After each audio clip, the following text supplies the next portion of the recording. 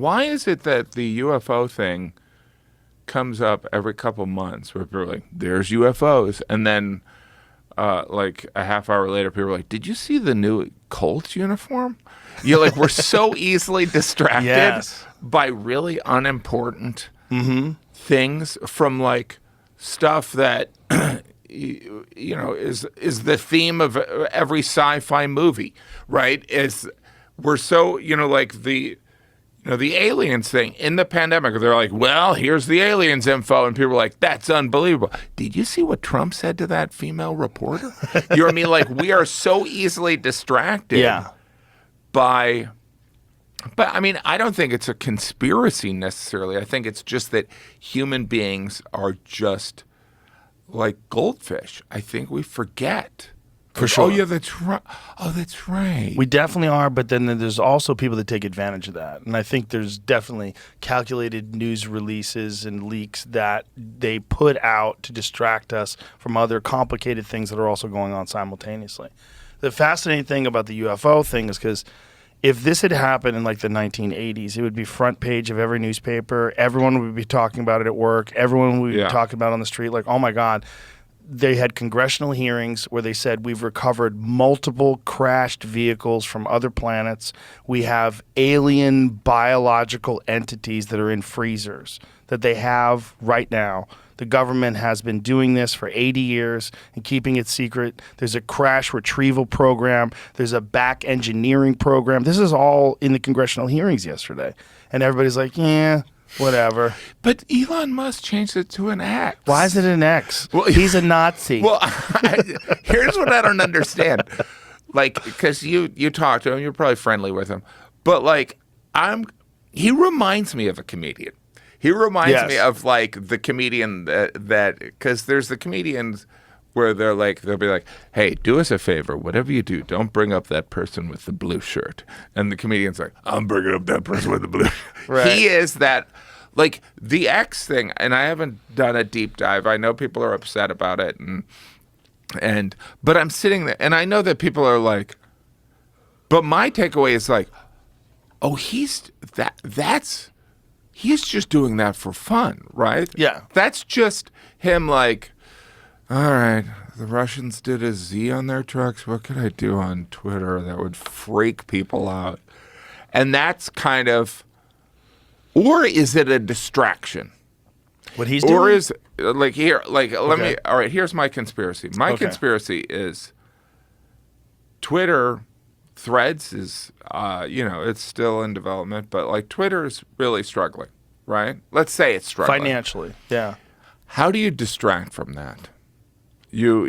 How do you make you introduce a new conversation piece? So like if you're gonna be likely, which comedians, point of view, wouldn't you sit there and go, maybe, what is the reason for the X? Well, he has an affinity. Except for us talking about He loves the letter X. Okay. SpaceX, his kid's name X. I think the original company that he developed with PayPal was X. Like he's got an affinity for that letter, for whatever reason. He's a super nerd. He likes like he made the shape of the rocket different because he likes the movie Spaceballs. Right. Yeah, I mean that's why he called. No, he put a Tesla in a satellite.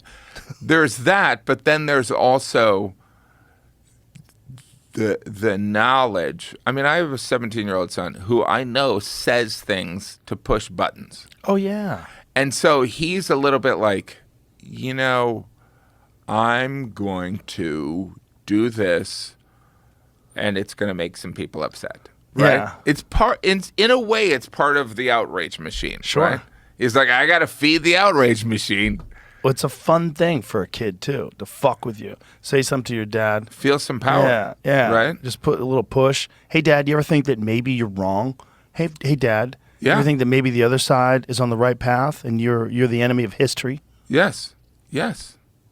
And, I've got 5 kids with 5 different opinions, and it's just... It's crazy how different their opinions are, isn't it? There is... Out of the box, same house. There is no... I mean, just one's a social justice warrior, one's like all right, I got to make sure he doesn't turn into a troll. You know, one who's a terrific athlete, one who's like either going to be a fashion designer or a serial killer. It's just bananas. But, you know, there is part of me as a comedian, I'm like, you know what? You don't want the easy life, because the easy life, it's hard to come up with material. You want to live in chaos, right? Well, you want a life with problems that are solvable. Yeah. You don't want problems that are insurmountable, like you live in a war-torn country and there's no food. Those are horrible problems. But you want problems like, I'm in a difficult occupation. There's a lot of competition. It's fascinating, intellectually challenging, but I have to be on my fucking game. And I have to get up and I have to put in the work. And the more work I put in, the better the results will be. That's what you want. And you want that feeling of satisfaction. I think human beings, we require complex problem solving. We require things that we have to accomplish and do in order to feel good. Like we've made some headway, made some ground, we made some progress. We're doing the right thing. There's like a built-in thing that I think that's from our evolution and our development, that we had to develop the proper tools and figure out how to hunt and gather and all those different things. There's a lot to that. That it's like it's wired into the psychology of being a human being.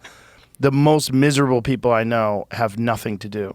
They're bored and lazy and they're sedentary and they distract themselves with drugs and alcohol and whatever and pharmaceuticals. And those are the people that are struggling the most because they don't struggle with the thing that they do, where there's this thing that they have to be on top of. They have to be focused and really dedicated to it. And then you see the results of those, whether you're working in a team, an office that's trying to accomplish a goal and you get it, you're like, yeah, and then everybody can go out and celebrate. There's a real feeling of accomplishment when you do something. When you don't do anything at all, I just think people get really depressed. I think it's really bad for you to not do anything. Yeah. Well, that's also like, the success can kind of cripple people, right? Right. You get soft.